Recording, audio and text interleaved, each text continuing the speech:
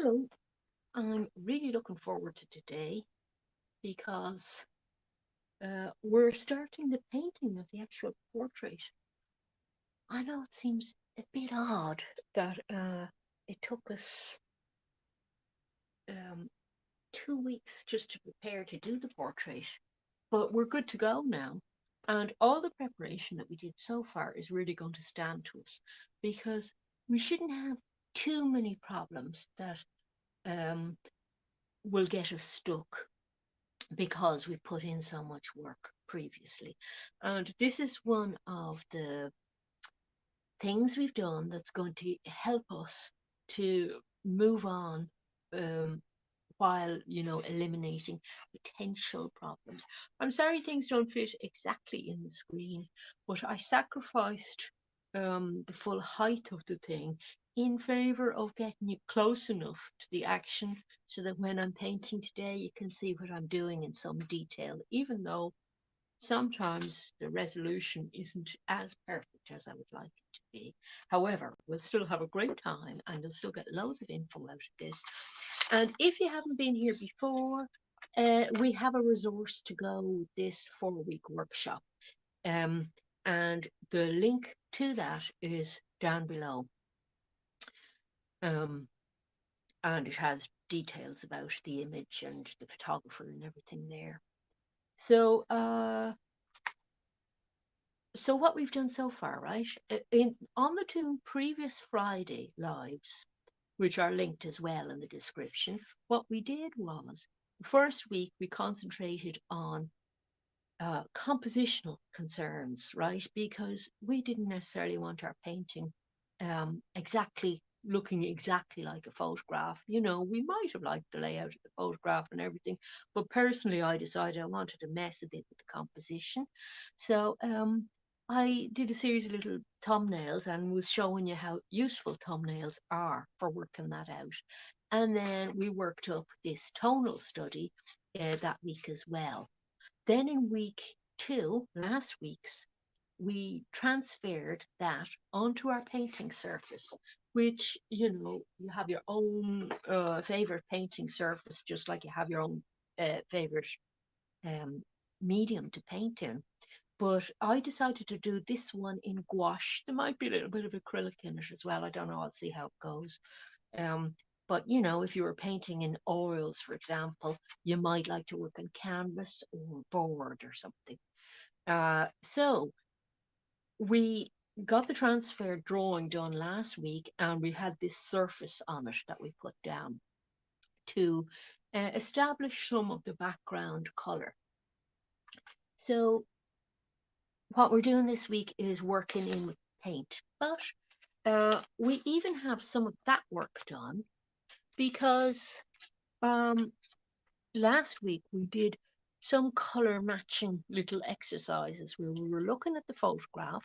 I had the photograph um, on front of me on my laptop, and you'll find that a handy way to work, I think, if you've got uh, the photo showing on a computer screen or a tablet screen rather than a small phone. But I mean, it's totally up to you because being able to zoom in and out and see the whole photograph and then just go to a bit of the photograph is terribly handy.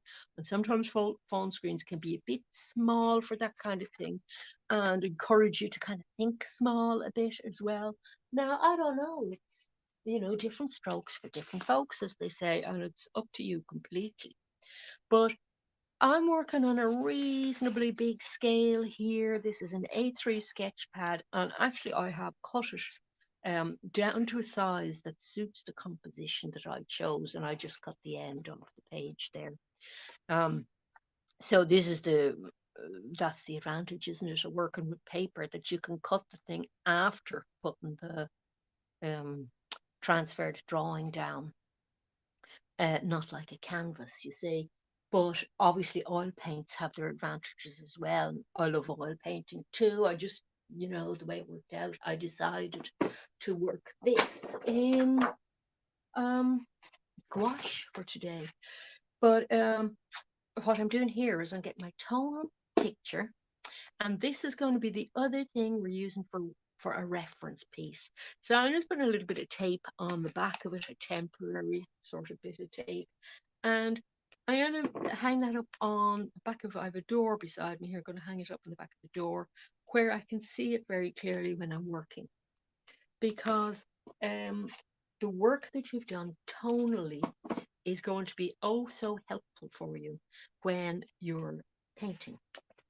Because painting isn't just about getting the colour right, is it? It's also about getting the tone right. So it's kind of nice when you split the work up slightly into analysing it in terms of tone, then looking at the colour. So I know what one tone looks like in relation to another one without getting confused with colour because I've got this study. So when I do the colour and I'm trying to decide whether one colour has a tone that's darker than another colour, I can glance over at this to help me. So, that was just something I thought you'd find useful. So it's still useful. Um, and I have it on the back of my door. But it's still useful at this stage. It's not something that you abandon after doing the drawing. Initially, it was to work out tonal relationships between things to analyze um, the compositional forms and everything of the person we're painting in this portrait and the environment that they're in. And that was its purpose, but it's going to help us with the colour, as I say. And forms are very important in this. And just before we start actually getting into the colour, I have a little painting that I want to show you out of my book on Sargent, which is a publication by Grange Books. And this little portrait here, I wanted to show it to you. It's a portrait from 1882 by John Singer Sargent, and it's called The Daughters of Edward Darley Watt. And I'll actually have to put in a credit to it probably in the description later. I'll link you up to it online as well if you want to examine it more. But this is just an interesting one to show in relation to the piece that we're doing. Because the piece that we're doing, when you look at the original version of it, there's a lot more of the interior in it. But it's the kind of portrait it is. It could as easily be called a figure in an interior, and that's what this little painting is. It's four figures in an interior, but it's actually a portrait of four sisters as well. So there are lots of different approaches to portraits, but I was particularly interested in showing you this aspect of portraits, that portraits can be um, about where the person is situated as much as about just what their head looks like, right? This isn't just a head filling a space. The space itself is saying something about the sitters. And the compositional elements in it with big squares and slightly tilted diagonal across here um, very strongly adds to the drama of the composition and the feeling of the composition. And I think that's what Bruno Salvadori has done with his photo. And our challenge is, I'll just get my paints out. Our challenge is to make this photo reference something that's our own, not just a copy of Bruno Salvadori's picture. So this is why you kind of, you need to kind of look at the picture and do studies of it and everything to develop a kind of a relationship with that picture yourself. So to see how you feel about it and to get your own take on it, if you like, before you ever start painting. So you already have a kind of a bit of rapport going with the sitter. Okay, we haven't met the sitter, we're just working from the photograph. But you're bringing a lot of yourself to every portrait as well. So let's have a look. Let's start in, because we don't have much time. We only have one week, next week, to finish this. So that's only, 2 hours of painting to finish a whole portrait. So, you can take your time a bit more, but I've kind of set a slight challenge for myself here, that I've said I'd like to finish it on these lives, to show you the whole process, you see. So, I'm not taking the week in between to finish painting it, but in theory, you could actually do it in 4 hours. But it's nice because you can take as long as you like over it, really, as well, you see. Suits everything like that. Another thing I wanted to mention is that I'm going to be painting with the thing I'm painting on flat on the table. And if you were working on kind of the scale I'm working on, which you might well be, the photo resolution is good enough that if you wanted to just do the face, you could do a bigger face on a smaller page or canvas if you wanted to. But if you're working on this scale, I would advise that you might like to work on a bit of a slanted, if you have an easel. And I'll show you the sort of thing that I mean, because I do have one of these myself. But I'm just working flat, as I say, because to accommodate the camera. But this is like a little box easel that has a ridge at the bottom to hold your canvas for when you tilt the box open, you see. So it tilts up towards you. So you're not straining your neck for a start, and you get to see the picture better because it's tilted forward towards you. So you can walk back and forth from the picture and everything. And you can also keep your paints in there, you see. So one of those could be handy. Sometimes you see them cheap in a supermarket. I got that one. It's wrecked now. Just paint spilled on it. If you can do it any damage. But I would suggest that maybe you think about maybe tilting your work when you're working on it. Because you won't get any distortion or anything happening on the picture, which can happen very easily if you're working on something largish that's flat. What else? If you don't have an easel, but you like the idea of working with your work tilted like that, you can make a makeshift one very easily. You get a little stack of books that are reasonably heavy books, and you just put them on front of you. And then on front of that, if you put if you have a ruler, something like a ruler that you can tape down to the table, the ruler becomes the little ridge that you slot the painting into, and then the painting leans on the books at an angle, and that would do it just as well. So, necessity is the mother of invention and all that, isn't it? Okay, the other thing I wanted to say is that I had a bonus live stream during the week, and I made a boo-boo on it. It was actually a boo-boo in something I had bought. It was a live stream where I was showing you stuff that I'd bought.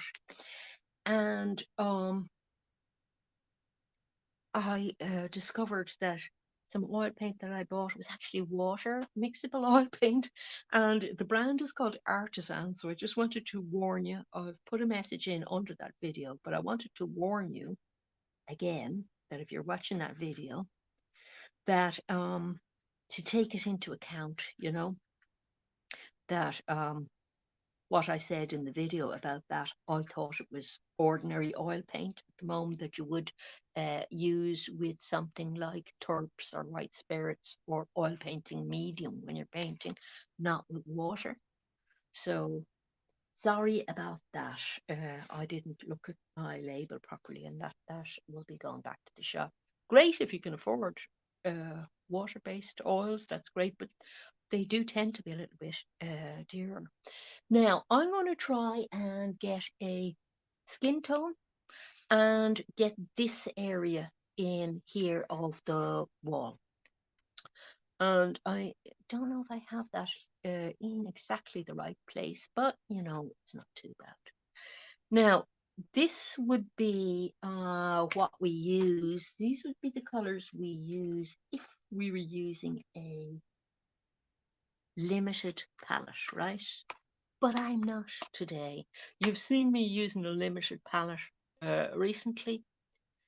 I'm not using it as much anymore. I'm not for this because um, I'm trying to match colors as exactly as I can, right? So I don't want to be trying to explain to you about my limited palette and I can't get this match this same sort of red, so I'm going with this red instead. I want to keep things as clear as possible. So as you can see here, I have a very yellowy beigey color, made even more yellowy looking by the fact I have a purple beside it. But this color here is something that I'm hoping will be a match for the skin color on this part of her face and down her arm, because I want to try and fill that in. And the way to match that is to um, get yourself a piece of paper, and as long as you are don't have this piece of paper in shade, you can actually hold that up to the screen beside the photograph to see if it matches. If it's in shade, it's gonna not read properly, right? So I'm gonna make this a bit warmer, this color, so more red and more yellow going in.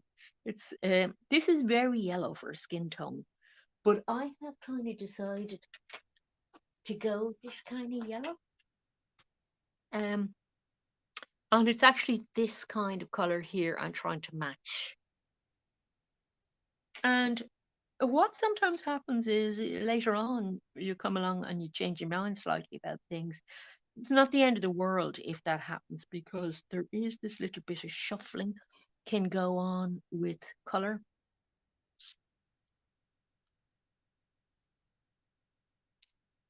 And when I get the color right, I'm going to mix up a fair amount of it.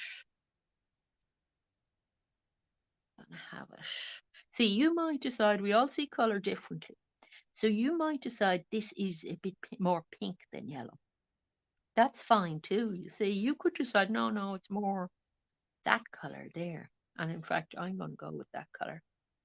You see how, I don't know how well it reads on this. That's a slightly more yellowy affair than this because I put more red in. And that, if you're wondering, is a very cool red.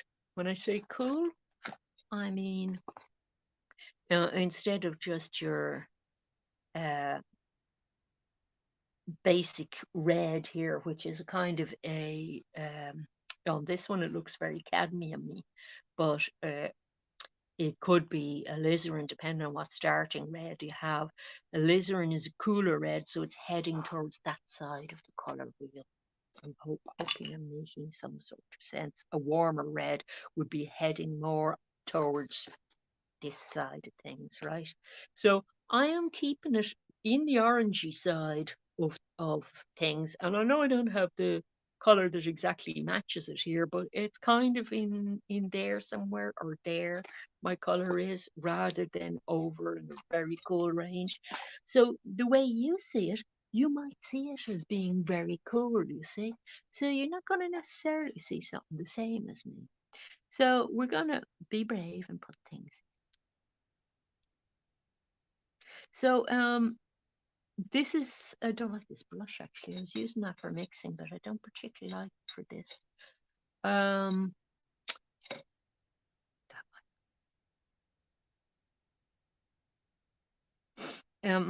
the thing about wash that I don't know if I'm crazy about, but I'm hoping to make use of it to a certain extent, is that the color underneath can reactivate with water added. So if you're scrubbing about with this a lot, that purpley colour from underneath will show. Now, in a way, when I say I'm hoping to utilise this, look at this, what I'm doing here. I seem to, every time I pick up a brush, I'm picking up one that is just starting to lose its there. Look, you see the way the purple is reactivating there? So I can use that to a certain extent and mix kind of on the page a little bit. But if I was using acrylic, I wouldn't have that, or you wouldn't have it lipped up. So just to be aware of that if you're using gouache. And when I got gouache first, I really liked them, but it started bugging me then that I kept thinking, I don't like the way these dry. And I decided that when they dry, that they were settling down to a much darker color than I actually wanted. So I'm sort of going around the edge of things carefully. But, I can go back and modify those things. Now, you see why I said to not go any smaller than this? Because look at, I'm having to get really small brushes out, even for a head this size, which isn't like a tiny little head or anything, but it's still pokey. There's still a bit of poking around. So I'm making use of that purpley color that I had out already, and I'm going to just put in a little bit of the eye white. And I hope you can see some of the color things happening. Okay, and I'm not going to get too stuck in the face. I'm going to move around the picture a little bit. So I'm going to move around here, for example, to get this little patch of really bright color in. And I'm also going to put in a little bit here. So you see the way that purpley color is being made to work for me a little bit. Now I'm just going to indicate the lip color a bit, but not go too precise on it. And then I'm going to go back. See, I haven't bothered cleaning my palette in between. You can, you don't have to be too exact about mixing your colors. You can go back and forth a little bit, so it becomes a little bit more fluid a process. And I think, I think that's a good thing. I was watching somebody paint something today in a very slow, careful kind of way, and I thought, yeah, I really like what he's doing, and it turned out great and everything. But uh, there's a nice spontaneous look as well to things that are painted fast. So it can be kind of wanting a bit of both sometimes, definitely for me, that's what it feels like sometimes. I'm just going to go back in here while I have some of that ready color there in the skin color, a very ready version of the skin color, and just indicate this, even though that little muscle there, it's not very well blended or anything, it's still telling me where it is. There is a little tiny bit of light in the face there, and there's actually a little brighter bit there, but there are also darker muscles down here. Now, don't worry if it doesn't look pretty all the time you're doing it, okay? Um, I don't know of any painting that looks absolutely perfect all the way through. So don't panic if you see something and you go, oh, but that doesn't look like her. And, it's supposed to look like her right from the beginning. I think when you start doing portraits, is probably when you panic about something like that. Because if you've had a go at a couple of them, after doing a couple of them, you realize, no, no, that's just a phase. You always get that phase and you get a bit more blasé about dealing with it. So don't panic. Everything's fine. So you see the way I'm still using a skin color. I'm not like exact on my colors at the moment. I'm trying to get to the lighting first, getting the lighting right. But I am working with the skin colors where they exist to move around to all the different areas that have that same color. And I'm going right down the arm. So you see, I'm deliberately trying to not get stuck in one part of the painting because that can happen so easily. So watch out for that. When you get really interested in something, you can end up like an hour on the face without realizing it. And that's not necessarily a great way to go because you might need to look at things around it in order to figure out, is that really right? Because I might need to look at I'm going to modify the color in here to a more browny version of the purple. And I might need to look at that color in relation to this color to really decide, have I got my colors pinned down? So I would definitely encourage you to um, do a little bit of this kind of technique, where you get a color and then you look for, okay, where else is that color in the picture? And you go around filling in the areas with that color. And it's a bit like the way we approach the wireframe for the drawing of this. It's a moving from the generalization about something into the specific, get more specific with your color in it. So I'm just stopping here against this purple because all the rest of the arm has, it's not all purple like that. There are modulations of color across it. And I want to get this color down before I move across to deal with those. And I'm down, I'm moving around you see, I have the photo up on my laptop screen in front of me, and I have it zoomed in a bit, and I'm moving around the picture to get to these different areas. So it's actually got blue and everything in here, so that'll be all changed. Now you might notice that my hand shape is going to be a little bit different from what's happening in the photo. And if you were working along and you happen to have the photo open on your computer at the same time as you're watching this will make even more sense to you. And if not, well, it'll be a surprise when you see me doing certain things. Like I'm going to go over here now and do this. Look, I'm looking for that little pool of light that's hitting the arm because that's very important. That lifts a whole area of very dark color here up to something lighter and adds interest over here. And then there's some in the hand as well. I have decided to put a flower in her hand and probably a flower of some description in her hair as well. I don't have a reference for that.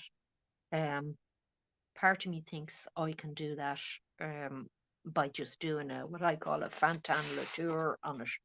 And Fantin Latour was a painter who was very good at doing very expressive looking roses. They're really beautiful. So I just want to sort of go and hopefully get a white rose out of it. I don't know if that'll work, but we'll see. I'll try it. Okay, so that's what's happening there. And I might come along here and just indicate something while I have some purple out. And I'm going to introduce a new color in. And so we're going off our main plan here now of primary colors. And I'm introducing a kind of a burnt sienna-ish, or really it's a more Indian red, I would call it, but I've noticed there are a lot of different versions of burnt sienna, and I just want to introduce a little bit of that color because over on this side, near her elbow, there are some areas of lighter color going on. And I have decided to do something that doesn't exist in the actual photo, but which I kind of like the idea of having kind of a flagstone pattern here. And this is something that I've had to employ the use of perspective in, but we did cover that in uh, the week before last video. So that was week 1. And they're still up, so if you miss those, you'll have no problem finding them. Okay, so some of these flagstones with this pattern on it, which aren't in the original photo, um, are going to be in lighting. Now, I mean, I could have painted just straight across, but I'm actually leaving the little line there that I had because I want to leave some of the purple as the in-between thing. The idea of having that background color down is that it is a unifying sort of a color moving through the whole picture.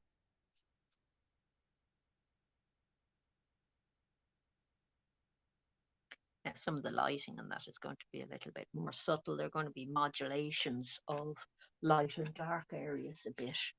Um, Other places I can employ the same color while I have it on my brush, and you won't have this problem if you had chosen oil paint because you're not in a hurry to use colors with the oil paint, are you? Because they stay wet for a long time. And although a lot of people like using I'm going to show you some. A lot of people like using uh, gouache dry. I don't really. I just have some tape here, any sort of masking tape or anything would do. And make sure it's not too sticky. I did tear this paper before doing this at some stage, but I'm wearing jeans today, so I kind of stuck this bit to my jeans a couple of times, and it makes it a little bit less sticky. But if you're trying to get a straight line, you might find that useful. And there are a lot of straight lines in this. I mean, they'll curve up near the top like this. And again, you'll notice that in the original photo, there isn't all this weird curvy window stuff going on at all. Yeah, it's still very sticky. But I'm nervous of this tape. I don't want to tear the paper. I'm barely touching it off the paper. I'm going to keep reusing the same piece of tape as much as I can. Okay, so you can see I haven't spent ages like picking my color or anything. You see, look at that. Ooh, it's nerve wracking, isn't it? Very sticky. I'm running low on masking tape. Masking tape is actually slightly better. I was just too lazy to go look for a fresh thing.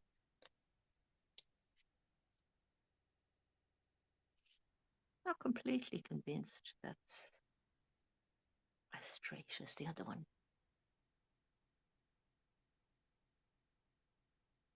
We'll stand back from it in a while and have a look. So, let's say after 15, 20 minutes work, you might stand back and have a little look at the effect. But obviously, when you're painting first, you're just laying in big areas of things. And I have to lash along because I want to finish this on the live stream. You could take the whole week doing it, you see, if you want. But the reason I did it like a workshop and I kind of semi putting pressure on you because I'm saying, well, if somebody hadn't done a portrait before, uh, they might have a moment where they lose heart. Whereas if you do something quickly, you get it done. You get it, you do it quickly and you lash through it without starting to think about the nerves or anything in the middle of it. So we've got loads done already, you see, because having this background in it does a lot of the work for you already. A lot of that purple we're going to keep.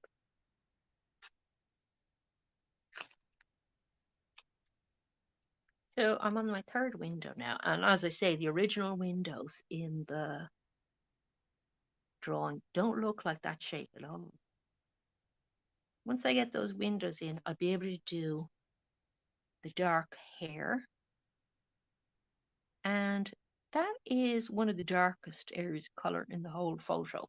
So when you're looking at the photo, you would have done this when you were doing your um, tonal drawing, and we're still referring to the tonal drawing to get our tones. If we get confused about what tone something is, we've got got it there as a nice reference point.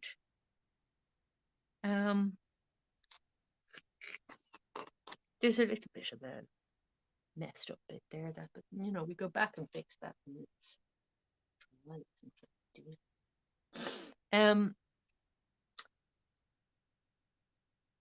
what was I going to say? I completely forgot about your tone drawing. Yeah, so this is purple is doing loads of work for us at the moment. We have our palest areas of skin tone. We can start thinking about putting in this dark tone. There's also a very pale area out here, which I haven't really decided the color of yet, but because I have yellow out on my palette, and I want this to be about yellows, purples, browns, I'm going to make it yellow. So I'm going to line up more yellow there, and it's going to be a very pale color.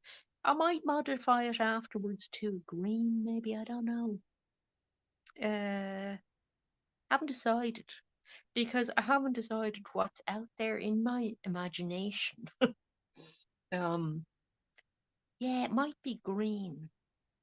I was thinking maybe that she's in a building where the building is one of these arched windows jobs, but that it has a central kind of a courtyard, and maybe the other side of the building might be shown here. But if so, there would be green anyway. So I think I will introduce some green in.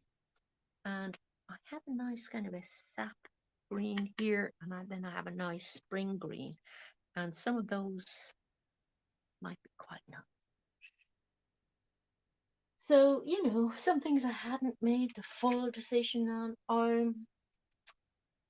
If I put in this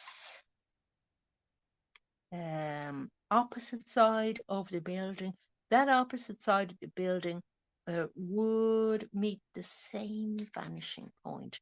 But I can actually do the opposite side of the building along a straight line if I wish, I think. I'll just eyeball it to see how it looks. Getting a bit fancy schmancy here. Okay, so let's see, can I use this little bit without getting stuck anywhere? And the birds are adding to the chill out.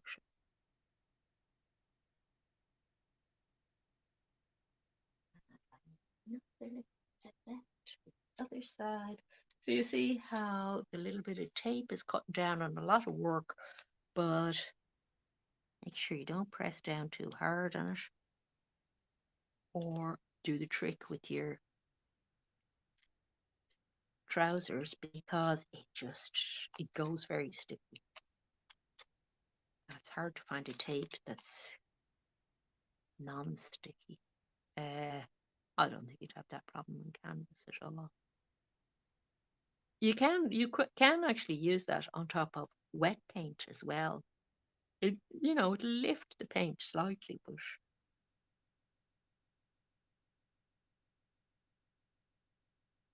now I'm not too worried about texture or anything. It's color I want to go for, and I can go back and modify if I want. Okay. So that would leave it at the top of the windows would be a greyish colour. And you might be surprised to see me putting in as much work on the background as I am on the actual portrait. I've only done one skin tone so far on the portrait, but it is a figure in an interior, and this is going to add to the feel of the portrait and the meaning that you ascribe to the portrait on looking at it. I put that in the wrong place. And I needed to go on this edge. You see how it's just quicker to draw your painting line down there like that, because you can draw across that thing. handy device, isn't it? And we can even do the same for the hair, although black will go over that happily enough. Only got a tiny bit there, look, to cover. But getting those tiny bits to line up is, it just adds to the believability of the things. If those lines didn't line up, your eye would look at it and say, hey, there's something wrong. I mean, they might yet, because I just sort of guessed what way the rest of the building would go, what angle it would go at. Didn't really think it out terribly well. Now, so I want to fill that in there while it's on my brush and go up to the side of the window. Now I have left the sides of this piece of paper white because this would need to be framed. I'm probably not going to bother framing this because I'm not that attached to this particular portrait of somebody I don't know or anything. And it's going to be a fairly quickie one. But that's what you would do to protect it if it's gouache or acrylic. Because you're kind of protecting the paper and from dampness and things as well. And with gouache, you're protecting the paint, aren't you? Because the paint would be very sensitive to drops of moisture. And I have found, to my cost, that if you so much as drop a little tiny bit of water on gouache, that it leaves a horrible stain. Which I guess would be cool if you're painting rain, but otherwise, I don't have that straight doing. Because it's lifting a lot of stuff, and I didn't press it all. Trying to find the edge of that line. They were all just done with the ruler. And I had a craft ruler, which was nice because the craft ruler, I don't have it to hand in front of me, do I? No. The craft ruler has a little grid thing on it, so you can see through it, and it's got lines of grids, so you can line the thing up with the previous line you did for that window. And the lines won't be off in relation to each other. There's nothing more annoying than that. I'm not particularly good at doing straight lines. You might say, oh, you're not, I don't know that you're good at doing curved ones, but you know, better than straight ones.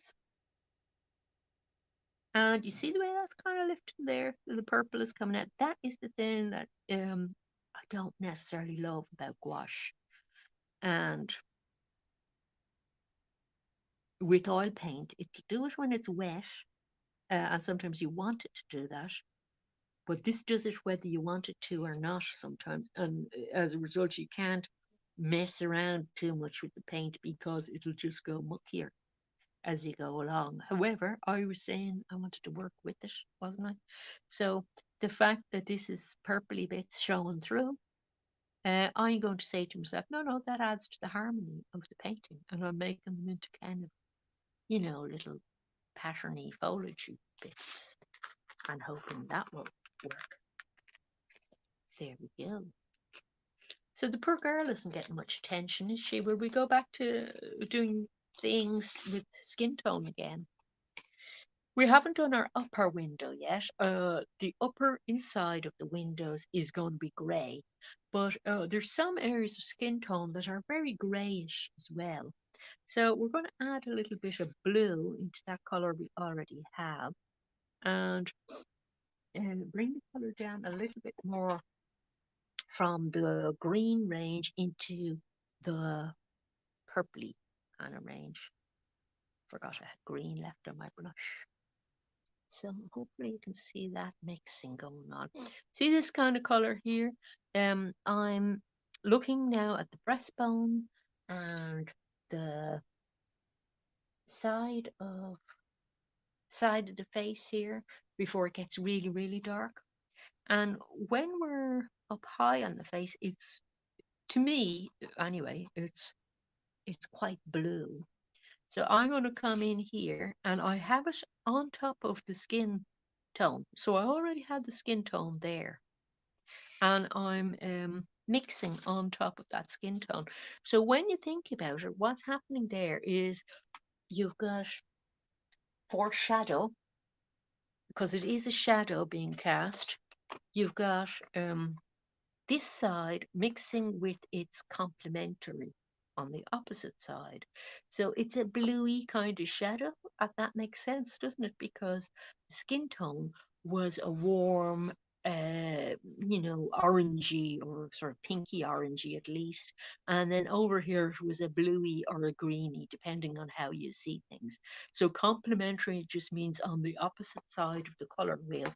And that's I think a lot of people have problems with doing shadows, if I'm to believe what people say online, and the lack of color range I find that people kind of commonly have in their pictures has to do a little bit with that and inability to be able to mix the thing, and maybe a little bit to do as well with working from photos which don't show a full color range, or not as often. But I suppose if you had, even if you had the sitter on front of you, you might not have trained your eye to be able to see all the colors because um, we're humans and we have a way of generalizing about things. I'm going to use that for eye color as well, for irises white. Um, and we tend to generalize and say, oh, well, it's skin color. So what color is skin? Oh, it's a salmon color. So I'll use that. Now, there's just a tiny little bit of that color in the whites. And this is a good example of what people do. As people say, oh, it's a white of an eye, so it has to be white colored. Well, it isn't necessarily white colored. That's the thing. It might be a grey color in the whites of the eyes. So that's just your kind of idea of what's happening, getting in the way of what actually is happening, if you see what I mean. I hope that makes sense. So it's all about looking, looking, looking. And that's why I would say to you, if you're enjoying yourself, take as long as you like doing the portrait, as long as you keep working on it regularly, you will still get it done within the 4 weeks. Um, but some people just won't have enough time to be able to devote to doing that. So this is why I'm saying okay. And if you don't have that, um, it might be 4 hours. That's still good. Now we're coming down here towards this purple, and that purple is going to be modified. I'm actually going to get more. I'm going to get more brown going on in it. And what I want to do is really zoom in on that area. I'm looking to see have I any more areas that require this kind of a blue. And if I go a bit lower with them, I'm doing a purpley blue, but I'm doing a lighter version of what's here. And also want the skin tone in. So that was a red and yellow basically with a bit of white in for skin tone. So you got purple mixing with orange, basically, okay, to get this shadow here. That's what's really happening. So complementaries mixing to get a shadow color. Might be still a little bit bright, I'm not quite sure. No, maybe not because it's much darker when you on the nose when you compare it. But we'll see as we go along. So you see the way the color is getting modulated now as it moves across. And I'm going to move down the head as well. And like it's still looking ugly, but don't panic. That's to be expected because you haven't done very much work yet. I want to use this color down here. So this is how you're getting a painting that hopefully is going to look unified when we're finished, we're making a color down here, pick up a color that's up here. So the whole painting relates to itself in a harmonious way.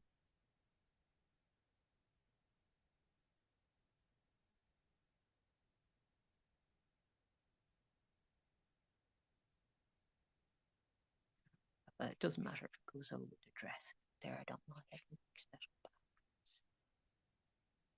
Okay, and I'm gonna warm up a little bit here because I want to have that warm tone that's running down the neck there as a kind of a focus area, if you like. I want it even warmer than that. And I might make this Indian red color here.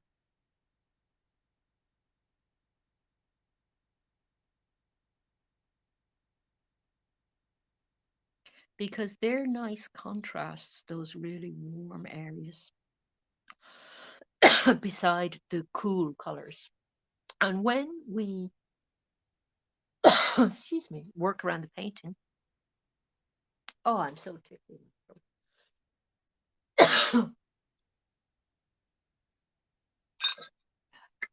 Mug of water beside me. When we have those real hot areas there, um, they look great beside the cool areas that we have. And I'm able to, sorry, I could hear the water going down, going glug, glug, glug on the way down. I hope you couldn't. You don't need to hear that. How are you doing time wise? I've only got 10 minutes. Oh my goodness. It's like speed painting. Now, this hot color gets brought up into other areas. So you see the way more of the purple is disappearing. Some of it will stay.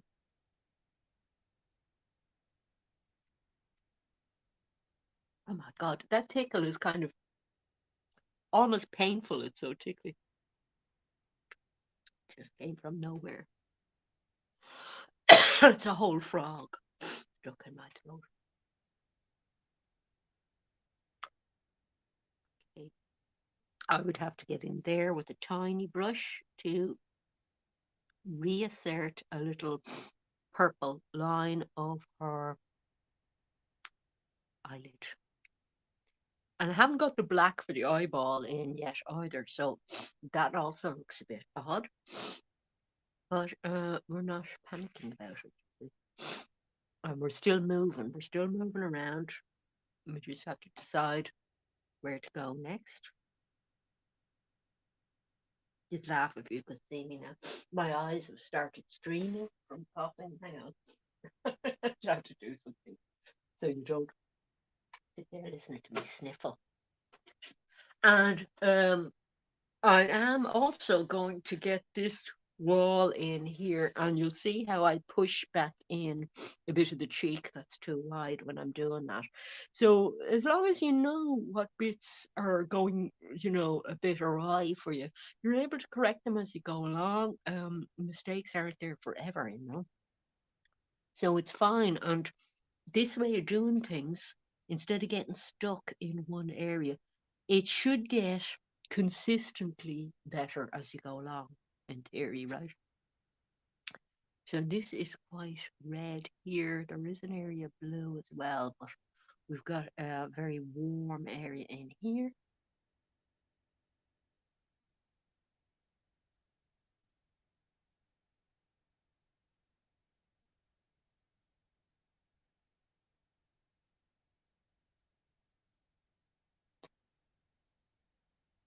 And, like I'd love to go and fiddle with that, but I'm saying, no, I'm going to move on. I can come back and fiddle with it later if I want. I have a certain amount of work I want to do before I get to that stage.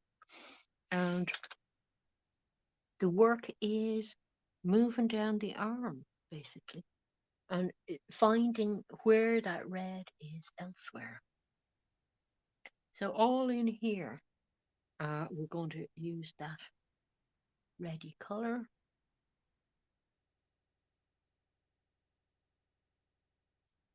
And it does kind of shade back into the purple, but I don't have to kind of worry about it being too blendy with it at the moment because I can go back to it. Or it'll be next week by the time I get back to these, but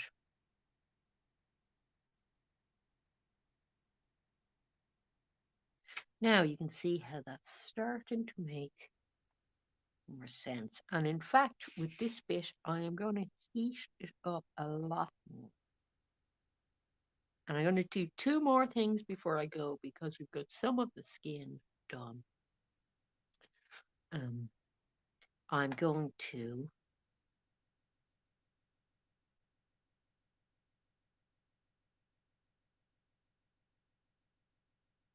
um, put in hotter red there, and I'm going to put in some of the dress color. I'll put in some of the wall color as well, because then it'll start all popping and making sense. And because I still have paint that's wet out on my palette, I don't want to just stop the session straight away. I actually want to warm around than that. Okay, so and during the week, if anybody has any sort of questions for me or anything like that about the portrait, you're very welcome to get into the comment section and ask. And if it's something I think I can answer, I will.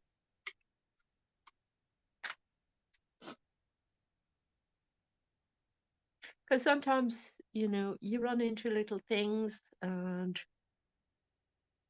you don't realize you're going to run into them. Then when you do, you kind of go, oh no, I feel very stuck.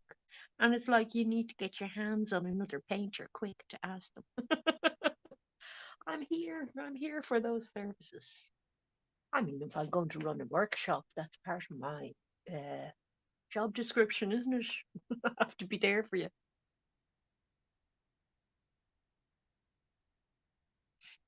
All right, now this is so red here because it is the light bouncing off the dress. And that is marvelous because we have this wonderful dress here, which we can start looking at now. And, this is always going to be a fun moment, isn't it? Putting in this red. Yeah, look at that. Who would not like that? I'm picking up paint from everywhere in this. Look at even just it being a warm day. They have to be okay. So look at that. And look at the way it looks with the purple as well. I'm hoping the purple is making some sense because this darker bit here, although the purple is still very overwhelming, the darker bit there, you can see if you have a look at that photo reference, makes a lot of sense in relation to some of the shading on that dress. And so it's going to help us finishing that dress. It's going to be, you're going to have to add darks in there in the folds and as well. But it's a huge help to have that there. And you sort of get the feeling from having it down that you don't have quite as much mileage still to cover in the painting. So it's kind of a great boost to your confidence that, oh yeah, this painting is so doable. And I won't be a whole lifetime doing it. And, like you might say, well, I'm not in a hurry, but like you do lose heart with painting after a while if you're on it too long. So it's nice to know it is achievable in a short period of time. And I'd love to take my time doing this, but I have other paintings I really want to do as well. This isn't kind of my main area of interest at the moment, but it is for the sessions. I can maintain interest in it for 4 sessions, and very interested in showing other people a simple way to approach a portrait, you see. So it's interesting to me from that point of view. Um, so now, and there's all, see, I'm not going into huge detail about these kind of things here, but I want to indicate some back wall here. And you'll see how we're sort of moving away from the whole thing being about purple now, yeah. So we have done quite a lot of color mixing. If you have a look, I'm just introducing a, I suppose it's a raw umber, really, a very dark brown in now. And this also gets mixed in with purple. And I'm not being super fussy about staying away from the skin tone or anything, because uh, if you're using all the colors just in different proportions in the painting, you're actually making that painting more harmonious, aren't you? So now this purple is a lot, coming along a lot more brown now, and we have other things happening, like we can put some brown in the hair. It's actually going to be darker than brown, but a brown base could work, and very little of that hair has picked up the purplishness. So we know that's going to go more brown. We might leave more purple in the background up here. Or some of it might go. It was still very useful as an undercolor. Didn't get in the way of things too much, but we didn't want to leave too much of it there. That's, you're trying to decide how much of it are you leaving.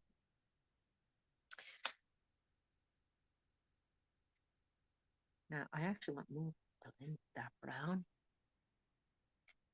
because it does have a bit of a purple cast. And we could, if we're being fussy, get our tape out again, but I won't. Okay, now one more thing I'm going to do, and I'm going to do this to just show you about contrasts. I have a little bit of black out, and this is where I wish I had the painting tilted to make life easier for me. I can't actually see what I'm doing that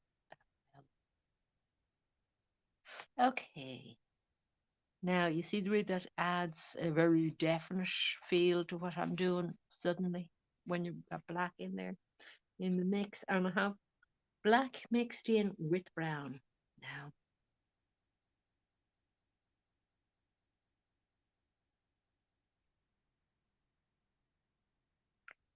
And I have left little tiny bits of the purple showing through. This is going to get modified a bit. I know I'm going over time now, but I want to get to a certain stage for next week.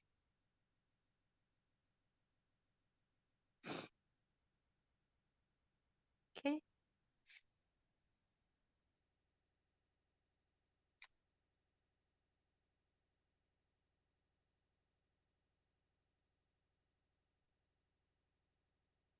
And there are little subtleties like highlights in the hair and everything. They're not really covered at the moment.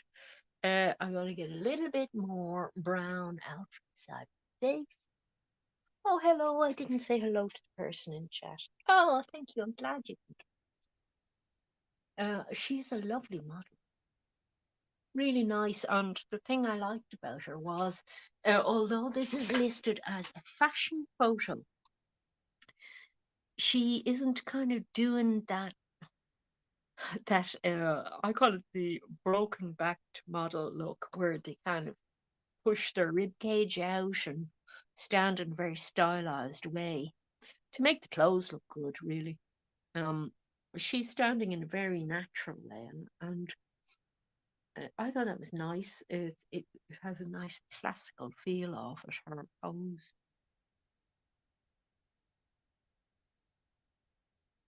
I'm just doing a modification color across this surface here to get me to the dark.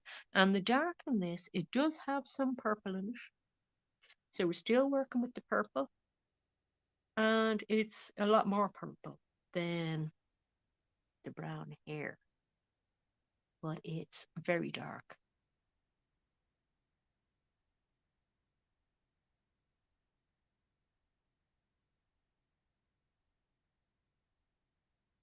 Yeah, so I hope you had a good week since I talked to you last. And the weather here has been absolutely wonderful. So um, I've been out and about a lot. And possibly the next thing that I'm doing might be a little bit indoorsy actually, because I've got some materials for lino cutting. And the last uploaded video that I did, I was out and about painting sheep and cows and flocks of things out in fields. And I want to do lino cuts from those of pastoral scenes with little flocks. So some of that just seems to be able to be done indoors, which obviously when I'm actually cutting the lino, that's an indoorsy thing, isn't it? But there might be an oil paint, a little small oil painting as well in it, I think. Now, so I've kind of modulated the things across a little bit, and they're just very variations on the color, really. But we did go off our purple a lot. But like you can still see bits of the purple hanging around. So it's definitely still there. Um, and obviously, we're going to have to work on very fine tuning things like the lips are odd, but I know why they're odd. They're odd because the color was too high on that, and the modulation of the lower lip needs to be slightly more subtle. So once you can identify, after looking at something for a long time, identify what it is that's wrong about it, action can be taken fairly swiftly. So you're not stuck with it. So we shouldn't panic when we see something not looking beautiful for all stages, basically, is what I'm saying. And all the purple, um, there's still purple happening, and in fact, on some bits, like in here, there might be more purple re-established again on an area. And then other areas, I'm going to come in, and in fact, I'll do that just before I go. Um, these are the areas that you would be kind of taking your time on the right brush. Looks like an okay brush.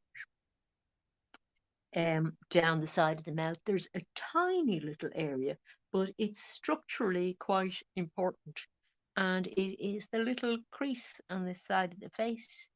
And it just looks, until you put that in, that area is going to look weird. Other things affect the look, and that's things like how soft you want to have the line on the side of the face.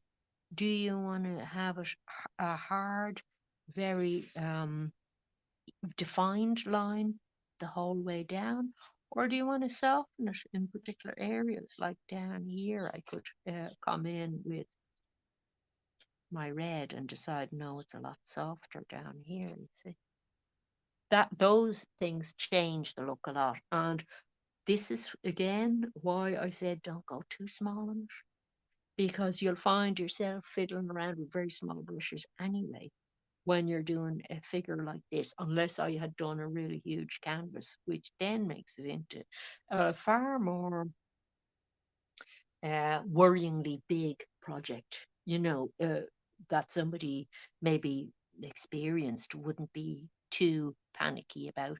But for somebody who's just having a go at portraiture, maybe for the first time, um, you might start saying, oh my God, I won't get it finished, or if I run into problems, I won't be able to cope with them, or there are always problems. And not panicking is the key, isn't it? So there we go. You see, I'm leaving it with that little issue there. I do want to continue. I'll tell you what, when I go off this live stream because I'm gone way over. I will fix that bit there, but I promise I won't touch any more until next week, which is our last week. So that's a huge challenge to try and get all that done next week, but I'll try, you know. We'll see. I'm a devil for setting these challenges for myself and then wondering will I be able to do. So that's what we got done this week. So, well, color wise, I think we did okay, Kenzie, but uh, structurally, still an awful lot to work on. And I hate leaving things, without getting something right. But at the same time, next time I come along, I'm going to have this color in, that color in, and actually a little bit of the window frame because that's an important color in the painting. Then I'll probably go back to doing that.